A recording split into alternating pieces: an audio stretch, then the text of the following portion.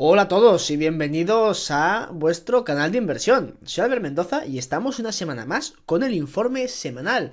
Estamos a domingos a altas horas de la noche, o casi, y bueno, me preparo a grabaros y a presentaros el informe semanal. Como sabéis, haremos un resumen general de los mercados, qué ha pasado con los precios y veremos las principales noticias que pueden afectar a nuestra cartera y a nuestras inversiones.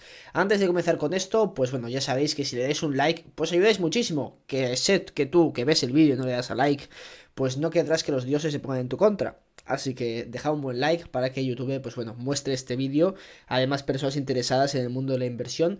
Y ya si comentáis, pues qué os parece el vídeo. Si tenéis alguna idea o si os ha ocurrido algo interesante esta semana relacionado con el mercado, pues también sería interesante que lo dejaseis en los comentarios para que el resto de la comunidad pues lo pueda seguir. Dicho esto, como siempre, veremos los mercados, los precios y terminaremos con las preguntas y respuestas. Si queréis aprender a invertir en materias primas, en albert-mendoza.com tenéis una guía gratuita, gratis, ¿de acuerdo? Totalmente gratis. Y además luego masterclass para profundizar un poquito más. Así que bueno, dicho esto, vamos a comenzar con el informe semanal. ¿Y qué nos depara el informe semanal esta semana?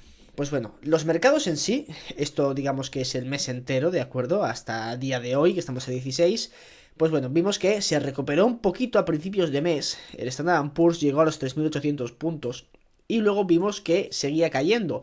Ya dijimos que el precio objetivo con los tipos de interés tal y como estaban eran los 3.500, o sea que esperábamos más caídas. Esto lo comentamos en el anterior informe semanal, así que si lo visteis, pues seguramente ya estabais advertidos de que esto podía pasar. Y yo creo que seguiremos cayendo. Y además una diapositiva que no he puesto hoy, porque siempre hablamos de la inflación y no quiero aburriros con la inflación, pero es que salieron los datos de la inflación americana y se situó, si no recuerdo mal, en el 8,2, 8,1, cuando se esperaba en unos puntos más bajos, al 8% aproximadamente.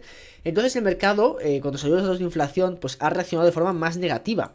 ¿Y por qué reacciona de forma negativa? Porque descuenta que las bajadas de tipos de interés de la Reserva Federal pues van a tardar más en llegar. Si la inflación no se modera, entonces estas bajadas de tipos no tienen sentido que ocurran. De hecho, la Fed se ve bastante decidida a subir los tipos de interés y ya han dicho que los van a seguir subiendo si esto no recula, si la inflación no baja. Entonces, estos datos negativos de inflación, es decir, inflación elevada, sí es cierto que se ha desacelerado, pero sigue siendo inflación elevada, hacen que esta bajada de tipos se prolongue más en el tiempo, o sea, se prolongue más, no, tarde más en llegar. Por lo tanto, el mercado descuenta peores resultados de las empresas y por lo tanto baja. ¿Veremos subidas de tipos más fuertes? Yo creo que sí, en las próximas reuniones veremos si suben 75 puntos básicos o 100 puntos básicos y se ponen un poquito más serios con el asunto. Y quizás se abre la vereda para que sea buena idea comprar de hecho bonos americanos, porque ya sabéis que mi posición en esto es que no es sostenible esta subida de tipos de forma prolongada, por lo tanto algún día tendrán que bajar y entonces podemos hacer mucha pasta con los bonos, aunque también podemos hacer mucha pasta con las empresas directamente, porque esta bajada de tipos de interés, pues va a impulsar todo lo que viene siendo la bolsa. Si es cierto que si tenemos un perfil de riesgo pues más bajo, pues comprar bonos quizá que rinden al 5% puede ser una jugada muy buena y después tendremos una revalorización con la subida del precio de estos bonos y la bajada de los tipos de interés que trae consigo. Entonces, bueno, pueden ser jugadas a tener en consideración. Así que bueno, yo como digo, espero que el Standard Poor's siga bajando y de hecho estaremos yo creo que meses con los tipos a niveles más altos, al menos hasta que el desempleo en Estados Unidos, que parece que empieza a aumentar de forma ligera, pues llega a la par de la inflación, como digo siempre. Y bueno, así las noticias generales, esto es una noticia bastante interesante por parte de Canadá. Y es que dicen que bueno, le van a dar un poquito de rienda suelta a los proyectos energéticos y proyectos mineros que sean importantes para los aliados acá Occidente, ¿de acuerdo? Porque realmente estas son jurisdicciones muy buenas, con muchos recursos naturales. Es que las trabas que tenemos en Occidente son las regulatorias. Entonces esto puede ser muy positivo para algunos proyectos que han estado un poquito estancados, ¿no? O que sean más complejos de llevar a cabo, tengan los permisos todavía pendientes. Si esto realmente pues se impulsa estos proyectos, y en Canadá sí que se pueden construir minas, no como en España. Esto puede ser muy buena noticia, pues por ejemplo, para ya los proyectos a desarrollar de las petroleras, pero si nos vamos, por ejemplo, a los grandes proyectos de uranio, de Next Gen, Arrow, incluso de Fission, el triple R, que está en medio de un lago, o sea que es muy jodido que eso llegue a producción, a no ser que tengamos una subida del precio de uranio bastante significativa. Pero bueno, pueden ser buenas noticias para este tipo de proyectos y para los que estéis invertidos en Canadá en proyectos mineros. Por otro lado, a nivel burocrático, a nivel de administración, tenemos a los pesados de los holandeses queriendo meter impuestos y cargas retroactivas, y esto está haciendo que empresas del sector pues lo estén pasando mal, por ejemplo, Quistos. Europa cada vez me desmotiva muchísimo más, le veo el futuro negro, negro, negro, y por lo tanto cada vez soy más negativo con invertir en empresas europeas o que tengan activos en Europa. Por ejemplo, IPCO sí que tiene algunos activos en Francia, pero bueno, son residuales en comparación con el resto de la compañía.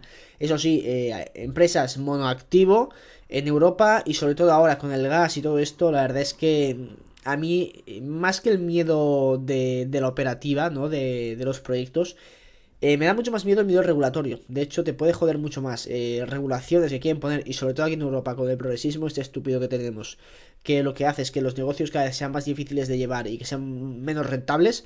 Es, yo creo que, un riesgo más elevado que, por ejemplo, invertir yo qué sé, en Burkina Faso, que hay un golpe de estado cada año, pero como tienen que seguir chupando de lo poco que tienen, y eso son las mineras de oro, pues realmente no te afecta demasiado. Y jurídicamente es que parece más seguro Burkina Faso y el Congo que lo que viene siendo Europa.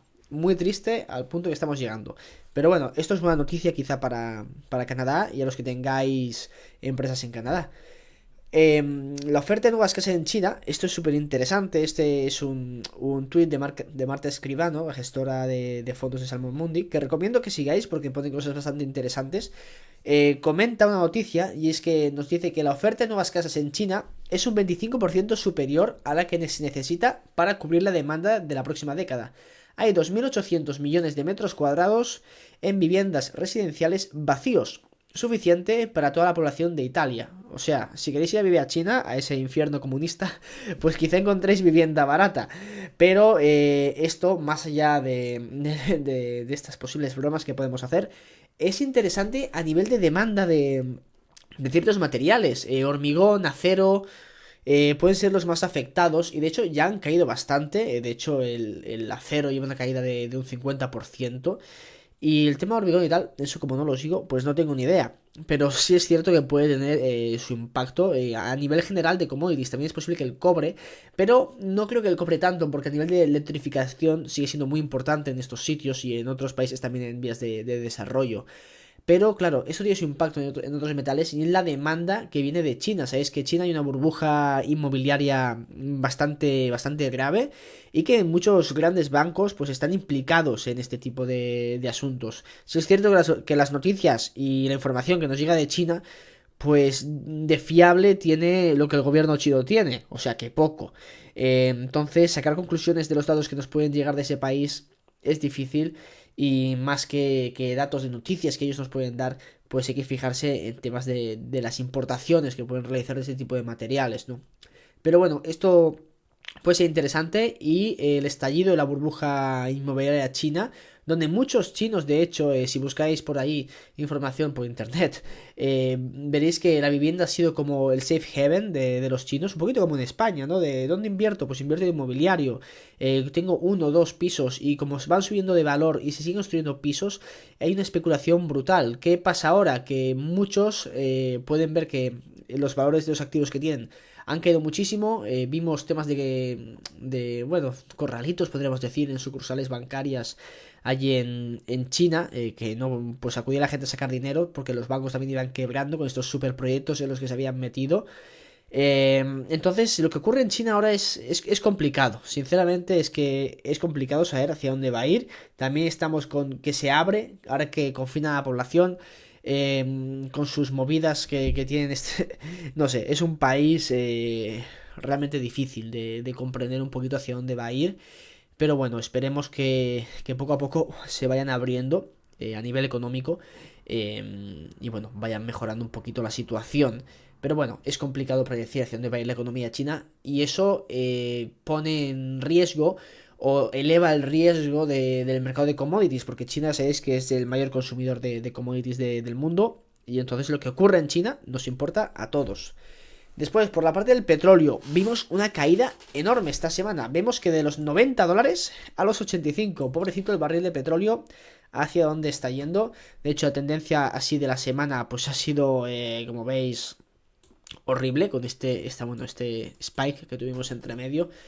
Pero bueno, la verdad es que resultados bastante negativos lo que viene siendo el petróleo. Y ahora veremos por qué el mercado se asusta, o al menos el mercado de futuros.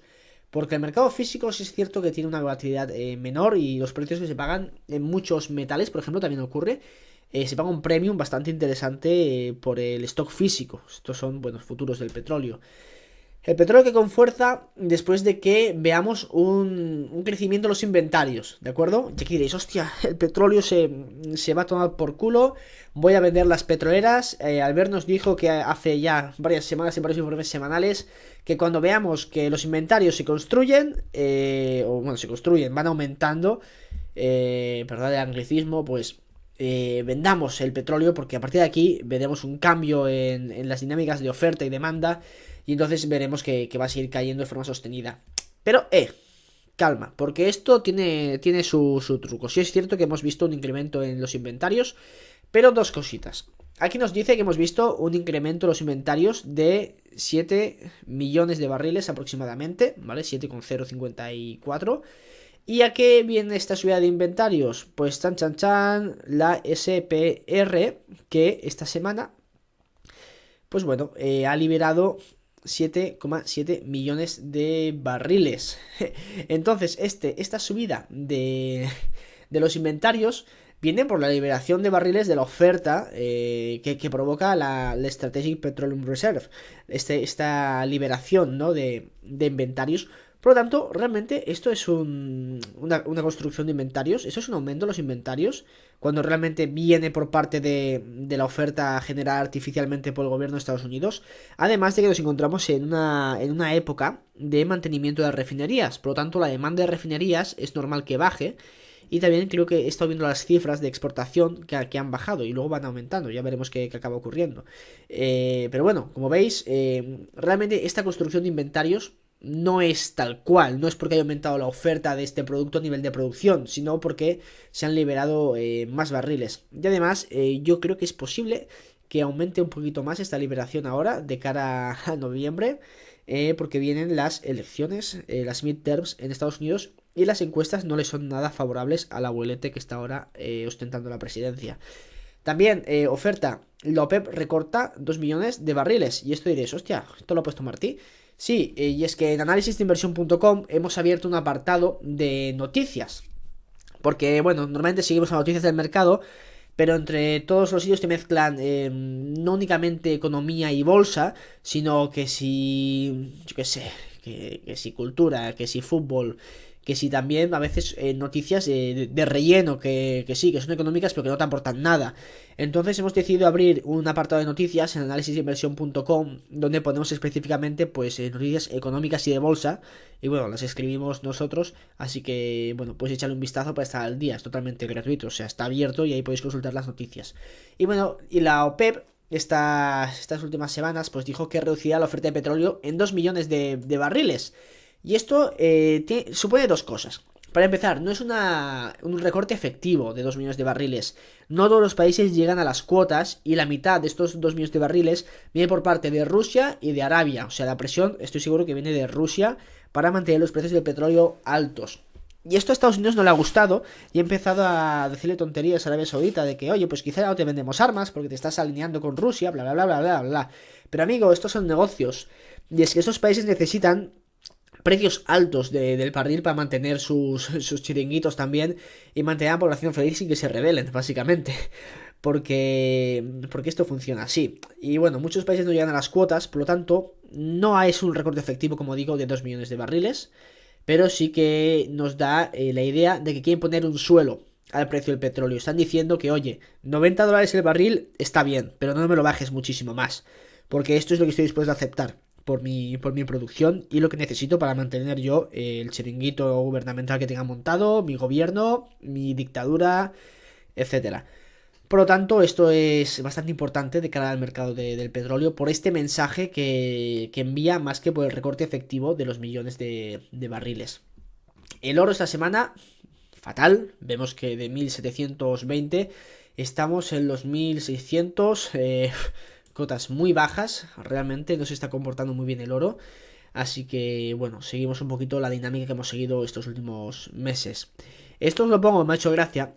Rumores de que Rusia está intentando, pues, respaldar su moneda con las reservas de oro para atraer más, inversión y que, bueno, que se vea que es una moneda más fuerte. China también, pues, ha estado hablando de esto, hay rumores, etcétera. Pero bueno, hay una guerra en diferentes bloques. De hecho, allí en Asia se está constituyendo un bloque que también quiere ser un bloque de presión, de lo que vendría siendo Asia Central, en contraposición a los poderes que vienen siendo de Europa Occidental. Entonces, bueno, esto es un movimiento interesante, son rumores, son cosas que van saliendo por ahí, pero bueno, es interesante saberlo. El dólar, como veis, con la fortaleza que tiene, está creando muchos problemas. Y como muchos dicen, que el dólar morirá por su fortaleza y no por su debilidad. Hay una escasez de dólares tremenda a pesar de la cantidad de dólares que existen y que se han puesto en circulación. Pero bueno, así funciona el mercado monetario. Hablando de gas, esto es una noticia muy interesante. Y como os he puesto aquí el meme de maravillosa jugada. Y bueno, aquí nos dice que es poco probable que Alemania acepte el gas a través del gasoducto Nord Stream 2, dice Putin. Tienen que decidir qué es más importante para ellos: cumplir algún tipo de compromiso de alianza, refiriéndose a Alemania, según ellos, o salvaguardar sus intereses nacionales.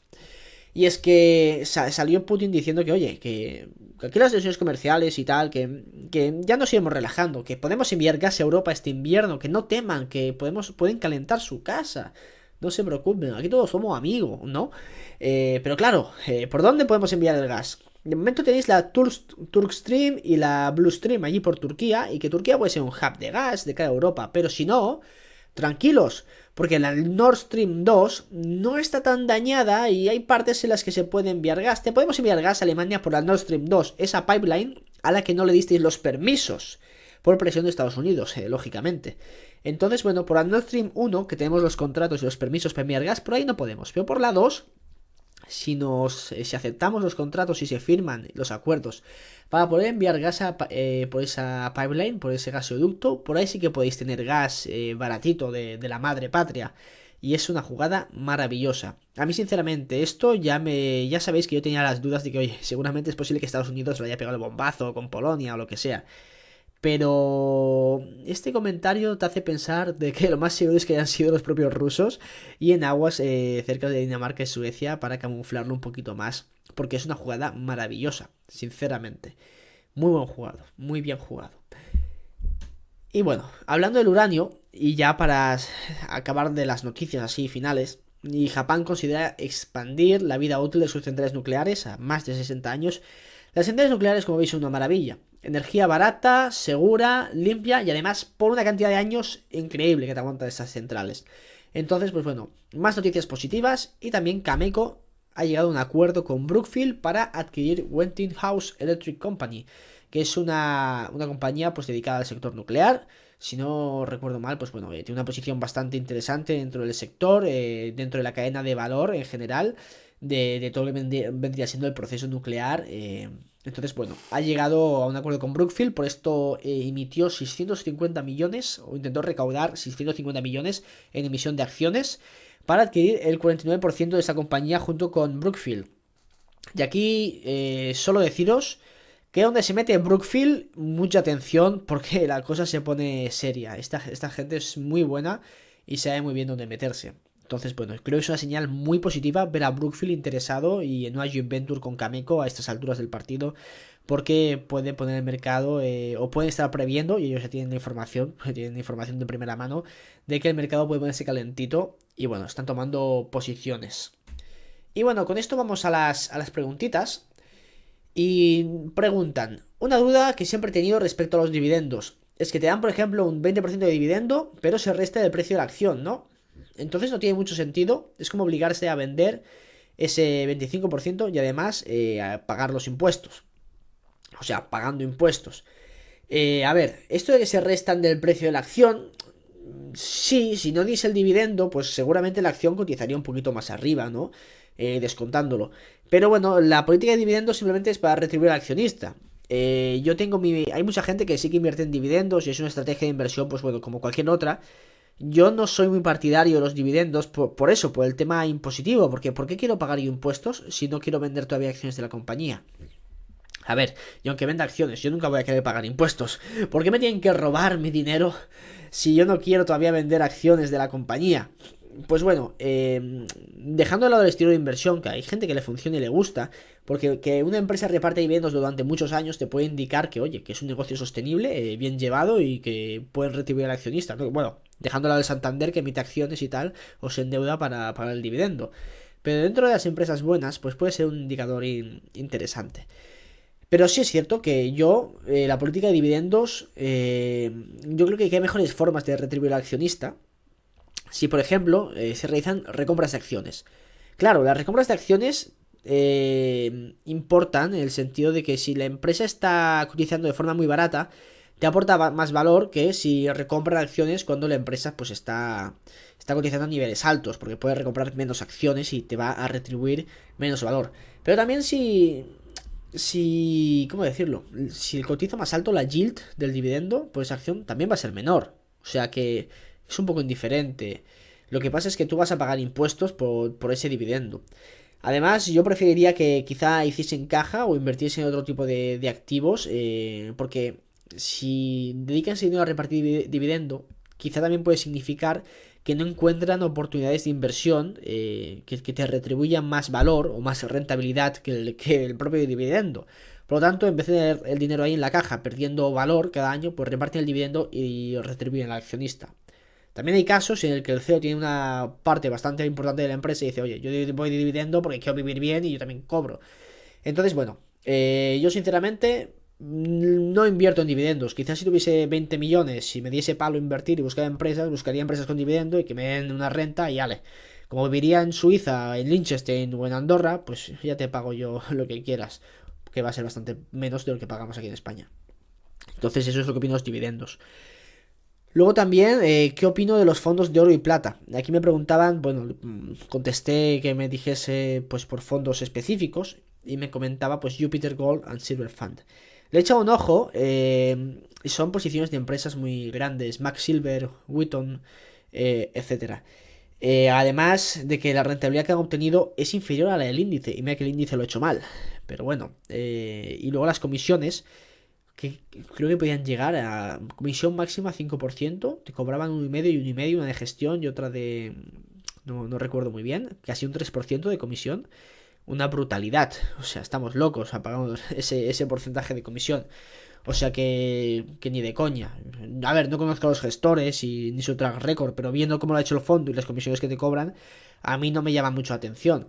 Aquí, pues, aprovechar que, a ver, si lo queréis hacer por vuestra cuenta, formaros primero. Aquí pues hago la publi y nada, aquí tenéis la guía gratuita, ¿de acuerdo? Y si no, una cosa que he hecho a veces es que podemos, no sé, pues enviarme un mensaje, un correo y hablamos, que a veces sí que yo digo, yo no doy asesoría ni de inversión ni nada, yo no soy asesor financiero ni nada, pero bueno, pues podemos hablar. Entonces, pues enviarme un correo al correo que se deja al fondo, que es albert arroba contacto, o sea, albert arroba analisisdeinversión.com y podemos hablar. Pero bueno, a nivel de fondos, yo es que no soy muy fan de los fondos, yo me lo gestiono yo, hago mi cartera y si no, pues siempre puedes comprar un índice, un ETF y ya está. Si los fondos no maten al índice, pues bueno, cómprate el índice y olvídate que las comisiones son menores. Y respecto a Cameco, que tras adquisición ha bajado en bolsa, que ¿cómo lo ves? Para mí Cameco es una empresa demasiado grande para mi estilo de inversión. Y dentro de este sector, a ver, si yo creo que tomando posición y ellos que se están moviendo y además con Brookfield, es buena señal para el sector. Dicho esto, saca tus propias conclusiones. Pero bueno, a nivel como empresa ya sabéis lo que tengo yo de uranio. Prefiero más pequeñitas, además sabiendo que pueden ser, o intuyendo, o especulando, que pueden ser buenas noticias empresas más pequeñitas pueden darte mejores rentabilidades que Cameco o Cazatón Pro. Y bueno, con esto termina el informe semanal. Espero que os haya gustado. Y si os ha gustado, pues dejad un buen like y comentar, leche. Todo sea por el algoritmo de YouTube. Y bueno, recordad que en portfoliodeinversión.com pues podéis construir vuestra cartera de forma gratuita. Os hace una gráfica con el Standard & Poor's. Os divide por sectores, por empresas, el portfolio. O sea, es una gran herramienta y es gratuita. En análisis de inversión, pues podéis leer los análisis. Que de hecho he publicado el análisis de Alphamin, una empresa de estaño.